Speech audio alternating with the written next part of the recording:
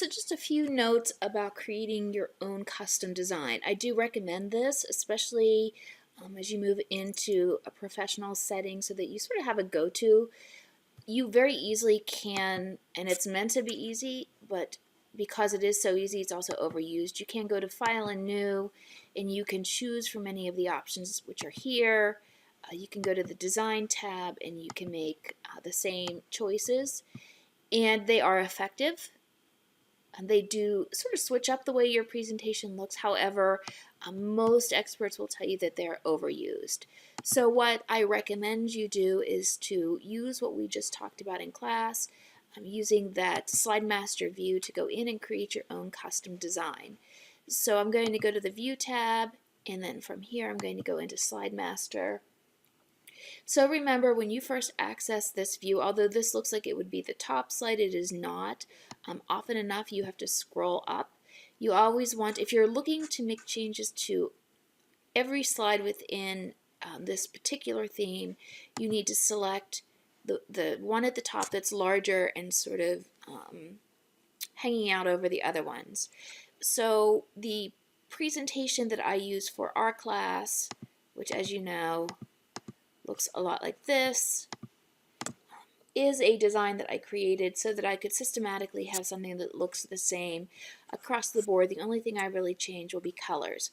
So what I did when I created this is just a series of steps. So I went in through, I'm on the Slide Master tab, and I went in through background styles, and I formatted my background. And all I did was choose a color. For display purposes, I chose any color because I customize it based upon the class. So now you can see once I changed this slide, it changed all of them. However, my goal is not to have every slide with an orange background. So what I did was I went into Insert, in Shapes, and I chose a rectangle so that it could kind of mimic the actual shape of the slide. And then I drew it around primarily those placeholders. I try to make it a little bit even so it does look like the border. So this is not ideal. Obviously, I do not want a slide with nothing but a blue box in the middle. So the first thing I did was I need to make adjustments to this shape. You kind of size it however you find it to be appropriate, so it looks like you do. And then I went into Send to Back.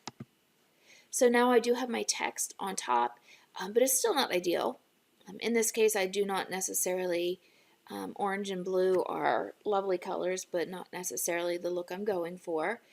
So with the shape still selected, I went to Shape Fill, and I changed the shape fill to white.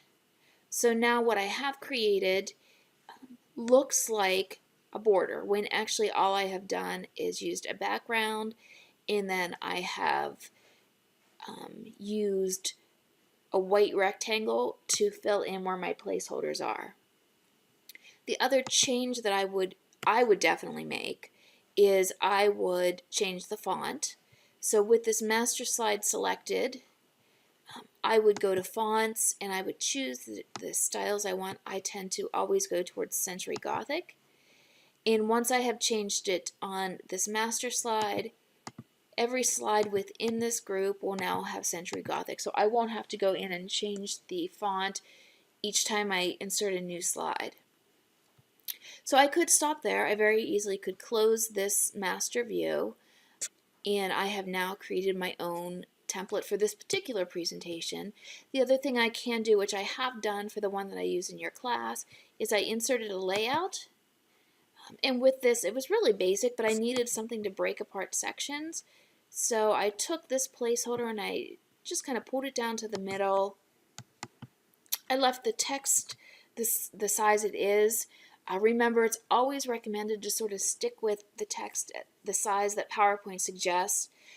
You don't absolutely have to, but it's meant to be ideal for presenting. So if you try to make it too large, or you try to fit too much text on and you make that too small, you may have something that is a little overwhelming for your screen if it's too large, or you may have something that is so small that your audience won't actually be able to read it.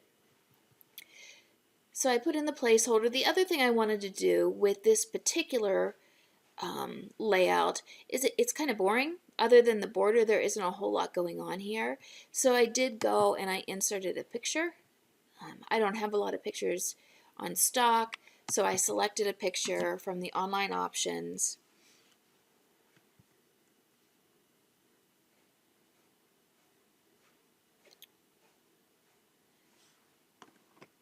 As my internet's a little slow today, apparently.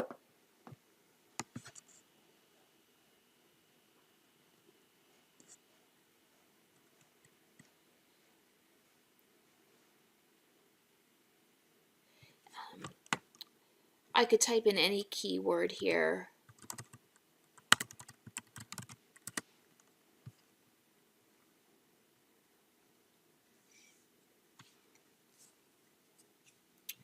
And then I can sort of just scroll through the pictures that pop up and see if anything applies. Not sure if you paid attention, but this was the one that I did use. I inserted the picture.